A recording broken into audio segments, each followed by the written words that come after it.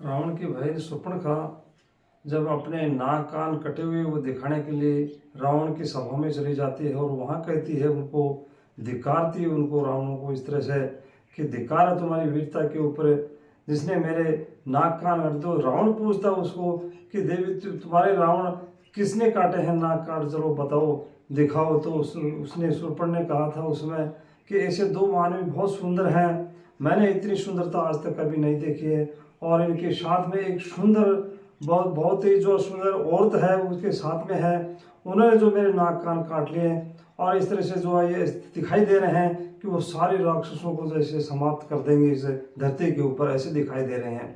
तो रावण उस समय उसको दिखाता है, देखता है, पूछता है, सारी बातें देखता है, समझता है वो रावण कि जो है मेरा भाई जो खरदूषण था वो मेरे समान ही जो बलशाली था, उसको जो है इसने एक ही बाण से जो है उसको खत्म कर दिया। तो ये कोई सेना के जो इसमें पूरी सेना को खत्म कर दिया था, कोई साधारण इंसान तो है नहीं, कोई देवता ही है, कोई भगवान है, इस तरह से उसने रावण ने सोचा।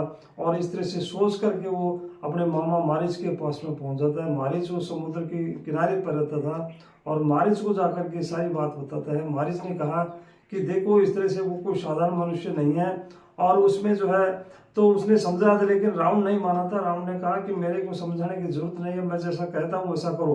तो उसने कहा था कि जो है चलो ठीक है मैं कहता हूँ। तो उसने मारिच ने सोच लिया था कि इस दुष्ट से तो मरना भगवान के हाथ से ही मरना उचित है, तो जो मरना तो है ही, चाहे तो ऐसे मरो चाहे वैसे मरो, भगवान के हाथ मरो चाहे इसके हाथ में मरो, यदि मैं ऐसा नहीं करता हूँ तो ये मार देगा मेरे को। इस तरह से मारिच जाता है। वो मारिच जा करके जो है एक हरिण बन जाता है और सोने का बन जाता है, वो अपना रूप बना लेता है सोने का, और उस कुटिया के पास से निकलता है। कुटिया के पास से निकलता है तो सीता माता उसको कहती है कि जो इस तरह से जो है मेरे को जो है ये हिरण चाहिए, इसकी खाल चाहिए मुझे। तो देखने के ऊपर जो है उसको रामचंद्र जी जो भगवान थे तो वो तो भगवान की माया थी, वो तो उससे पहले ही जो है एक इसको सीता को जो है उसने बढ़ा दिया था, एक अग्नि में समा दिया था, और उसने अग्नि के समा करके उसने कहा था कि उसका एक दूसरा ही रूप बना दिया था, एक यानी उसकी मूर्ति ऐसी बढ़ा दी थी सेम ही जैसे सीता लग रही हो सेम ही वैसे, क्योंकि माया भी राम थे। तो उसको ये इस बात का पता उसको लक्ष्मण को भी नहीं था कि इस तरह से भगवान ने कर दिया है।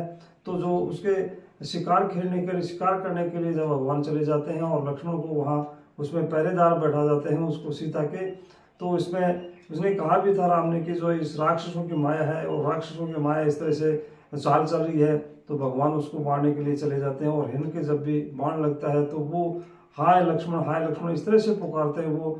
तो माता सीता ने सुना था और माता सीता ने कहा था कि तुम्हारे भैया के प्राण जो संकट में है और इस तरह से पुकार रहे हैं, तुम जाओ उनकी सेवा करो, उनकी सहायता करो। इस तरह से जो है माता सीता उनको भेज देती है लक्ष्मण को, और लक्ष्मण वहाँ उसमें उसको चले जाते हैं भगवान को बचाने के लिए। तो माया भी थी, वो तो माया भी राक्षसों की थी। और उसमें वापस जब आते हैं तो भगवान पूछते हैं तो कि सीता कहाँ, वहाँ सीता नहीं थी, क्योंकि रावण जो है जो अपना रूप बना करके और जो आ गया था, और रावण ने जो है उसको हर करके ले गया था। और राम जब रास्ते में चल रहा था तो रास्ते में उसको जो जटायु मिलता है, तो वो सीता बचाओ बचाओ इस तरह से कर रही थी मेरे को। तो उसने जटायु मिला था, जो जटायु ने देखा कि कोई आदमी जो है इसको स्त्री का हरण करके ले जा रहा है, तो जटायु ने जो है उसके रावण के चोंच मारी थी, चोंच मारने से उसको घायल कर दिया था। और घायल करके 1 घंटे तक जो है रावण घायल पड़ा हुआ था, घायल पड़े हुए जो है जटायु को देख रहा था। वो जटायु ने जो है जैसे ही रावण ने जो होश हवास संभाला तो उस जटायु के उसने पंख उड़ा दिए, पैरों को काट दिया, पंखों को काट दिया।